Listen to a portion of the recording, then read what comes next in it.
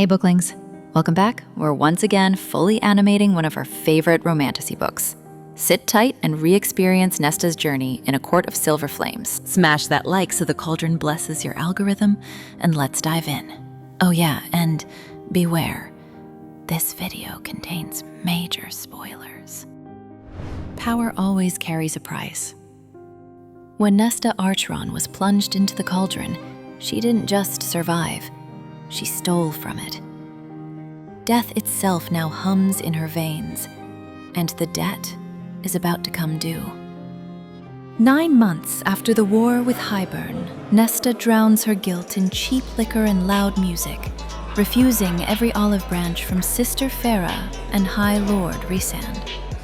She's burned through their gold and everyone's patience. Enter Cassian, wings, leathers, and a heart that's bruised but stubborn. His orders are simple: drag Nesta to the House of Wind, or let her be exiled to the human world she no longer belongs to. Feyre lays down the law.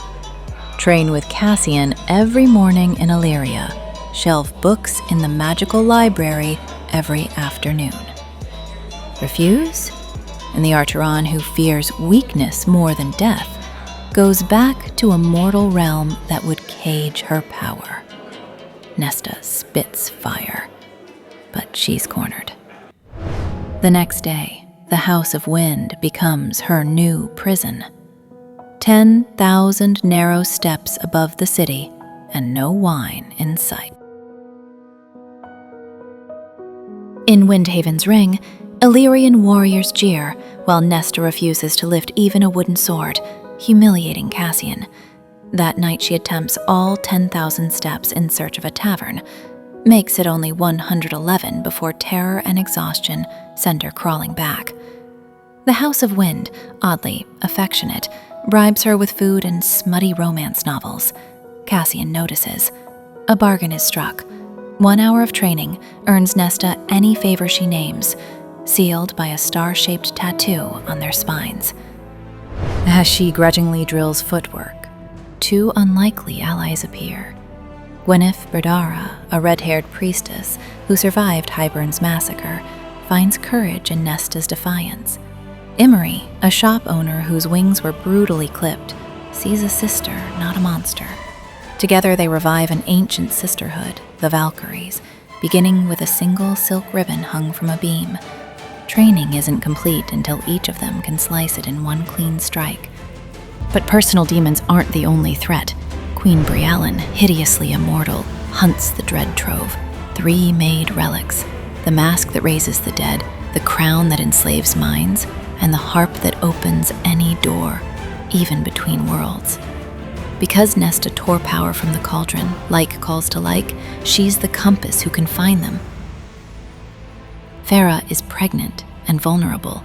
Osriel's spies whisper of human queens and a death lord named Koshai stirring across the sea. Reluctantly, Nesta surrenders to scrying.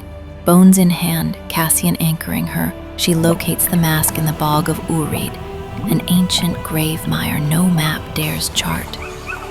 Asriel vanishes in an enchanted fog. Cassian is ambushed, and a Kelpie drags Nesta beneath the black water.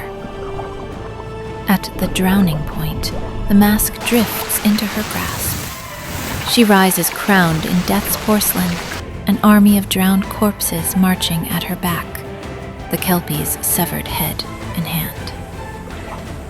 The mask obeys her, but promises it always exacts a cost. Back in Valeris, rage becomes creation.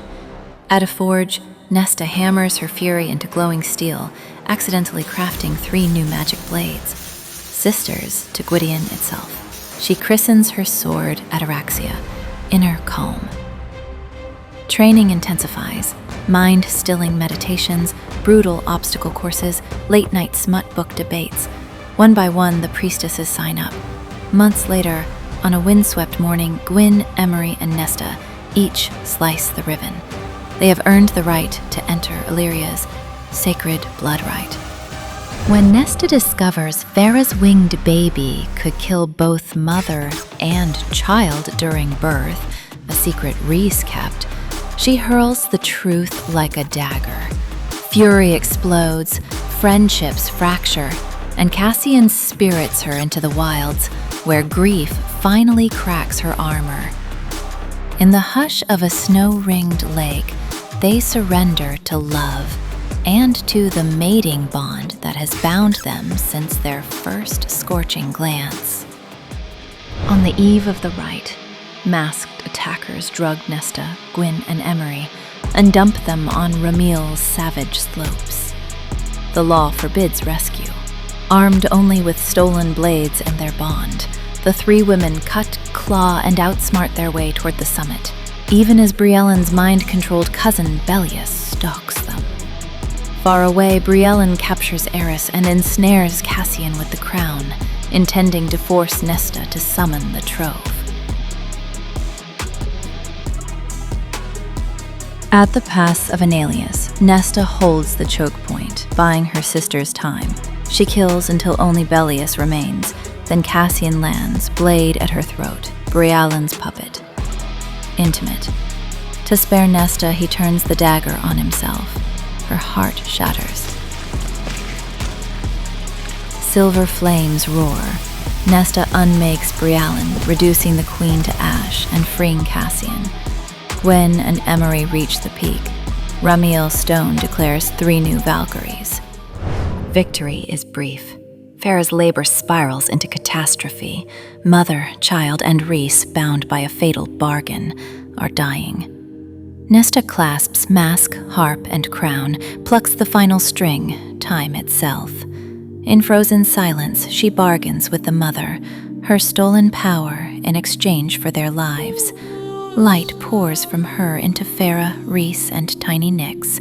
The cauldron accepts, but a sliver of power remains, protected by an unseen hand. Gwyn and Emerie heal without scars.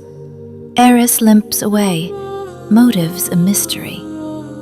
Cochet still waits across the lake, deathless and plotting. And Nesta Archeron, once drowning in self-loathing, walks with head high, sword at her back, love at her side. The House of Wind, the friend she made, stands ready to host a mating celebration that will shake the mountains.